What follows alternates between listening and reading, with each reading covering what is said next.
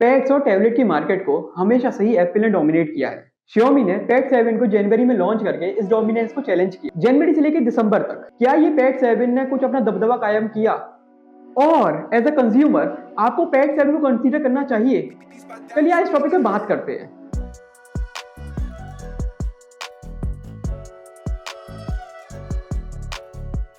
Hello दोस्तों, welcome to take add. मेरा नाम है अनुभव और आज हम आपके लेके आ गए हैं Xiaomi का पैड 7।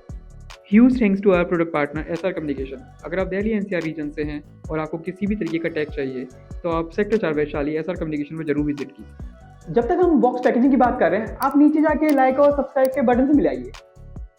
तो बॉक्स पैकेजिंग में हमें मिल जाता है आपका प्यारा सा Xiaomi का पैड 7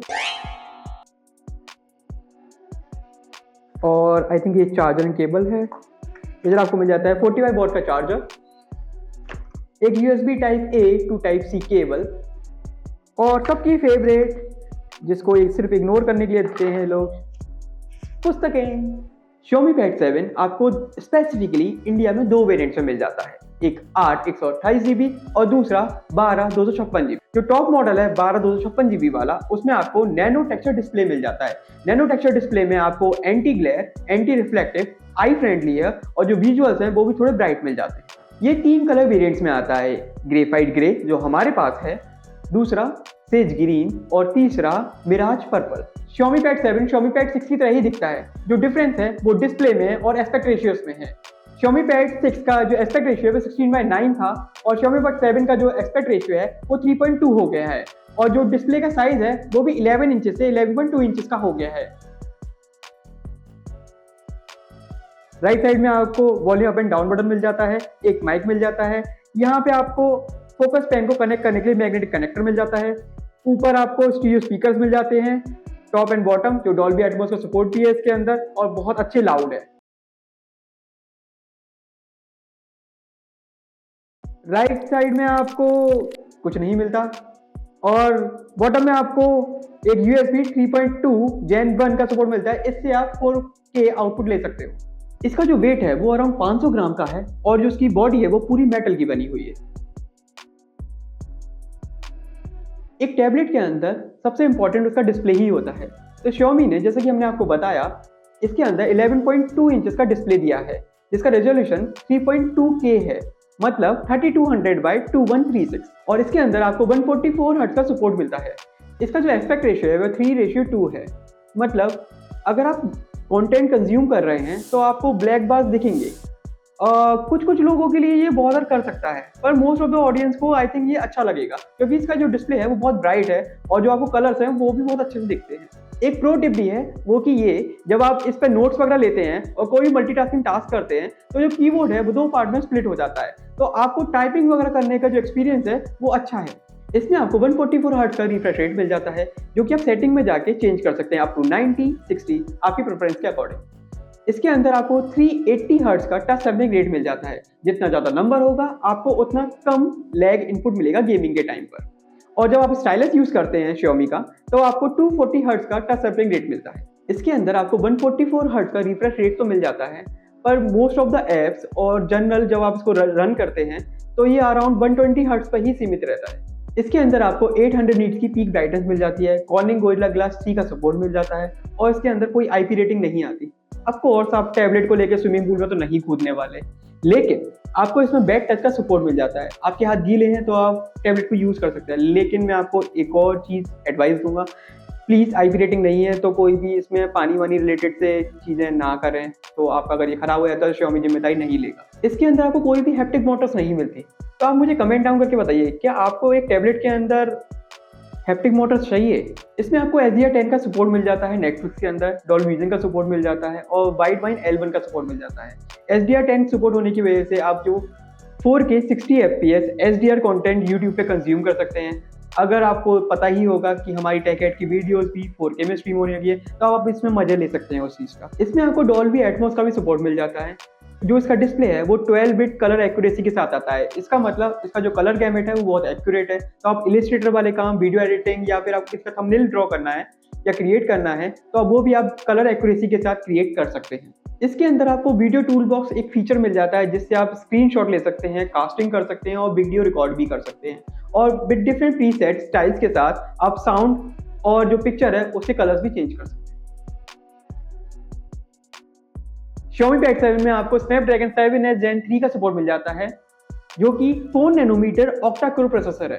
इसके अंदर आपको 8GB LPDDR5X रैम मिल जाती है, UFS 3.1 का सपोर्ट मिल जाता है जो कि बेस वेरिएंट में है, लेकिन आप टॉप वेरिएंट में जाते हैं वो UFS 4.0 का सपोर्ट देते हैं। आई थिंक वेरिएंट वाइज ये चीज़ें नहीं होनी चाहिए। आपको क्या लगता है प्लीज कमेंट करके हमें बताइए। नंबर्स की बात कर लेते हैं। जब हमने इसके अंदर Antutu का बेंचमार्क टेस्ट किया तो हमें अराउंड 1.3 मिलियन का स्कोर निकाल के दिया। जब हमने गीक बेंचमार्क का टेस्ट किया सिंगल कोर में हमें अराउंड 1800 का रिजल्ट निकल के आया और जो मल्टी कोर है उसके अंदर अराउंड 4900 का स्कोर निकल के आया। जब हमने इसके ऊपर स्ट्रेस टेस्ट रन किया तो हमें CPU के ऊपर 92.2% की स्टेबिलिटी नजर आई। अब स्टेबिलिटी में आपका क्वेश्चन होगा कि इसके अंदर इतनी ज़्यादा स्टेबिलिटी क्यों है?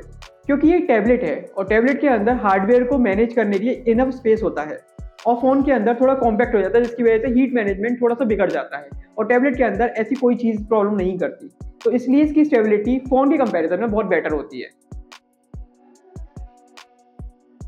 टैबलेट पे गेमिंग की बात ना हो ऐसा नहीं हो सकता।